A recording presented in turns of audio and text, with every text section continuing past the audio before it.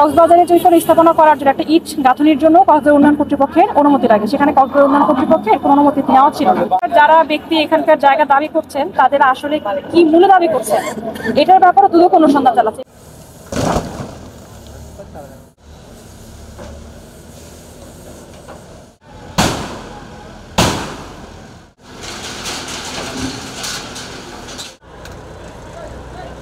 এখানে হচ্ছে কি আমাদের যে এই জায়গাটা হোটেল মোটেল জোন যেটাকে আমরা বলে থাকি, পুরোটাই তো 1 নম্বর খাসকুদের জায়গা। এখানে তো ব্যক্তি মালিকানা কোনো জায়গা নাই।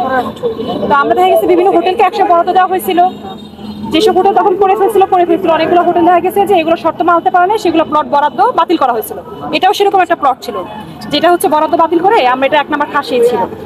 তো রিসেন্টলি হচ্ছে কি এখানে একজন ব্যক্তি হচ্ছে এটা দাবি করে এখানে হচ্ছে কি কিছু স্থাপনা করেছিলেন এবং এখানে হচ্ছে কি তারা স্টেও এনেছিলেন, কিন্তু আমরা সুপ্রিম কোর্টে গিয়ে তাদের স্টেটাকে আমরা ভ্যাকেট করে দিয়েছিলাম।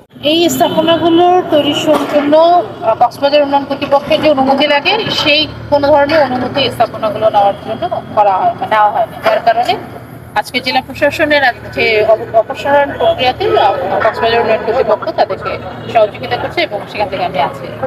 এখন আমরা তো চাই যে সাধারণ মানুষ এই অভিযানগুলো থেকে শিক্ষা নিক এবং তারা অবৈধ কিছুর মধ্যে না যায়। এখন তারা যদি অবৈধ কাজ করে আমরাও আইনগতভাবে ব্যবস্থা নেব।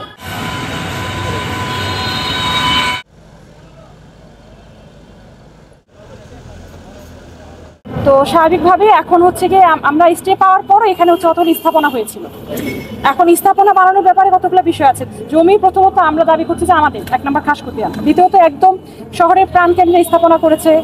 কক্সবাজারে যদি কোনো স্থাপনা করার জন্য একটা ইট গাঁথনির জন্য কক্সবাজার উন্নয়ন কর্তৃপক্ষের অনুমতি লাগে, সেখানে কক্সবাজার উন্নয়ন কর্তৃপক্ষের কোনো অনুমতি নেওয়া ছিল না। কোক এখানে পুরোপুরি ইনভলভ। বিদ্যুতের লাইন নিয়েছিল, যেহেতু এখানে একটা খাসকুতিয়ার জায়গা, কি হয় বিদ্যুতের লাইন নিল, তো বিদ্যুৎও এখানে আমাদের সাথে অভিযানে এসেছে। এবং আরেকটা বড় বিষয় হচ্ছে কিছুদিন আগে দুদক নিজ উদ্যোগে এখানে অভিযান এসেছিল, আপনারা জানেন। তো যেহেতু এখানকার যারা ব্যক্তি এখানকার জায়গা দাবি করছেন তাদের আসলে কি মূল্য দাবি করছেন এটার ব্যাপারে দুদক অনুসন্ধান চালাচ্ছে, এখন দুদক আমাদের সাথে ইনভলভ। তো জেলা প্রশাসনের নেতৃত্বে আমরা উপজেলা প্রশাসন, কোর্ট, বিদ্যুৎ বিভাগ, দুদক আমরা সকলে একত্রে মিলে এখানে আজকে উচ্চ অভিযান পরিচালনা করলাম।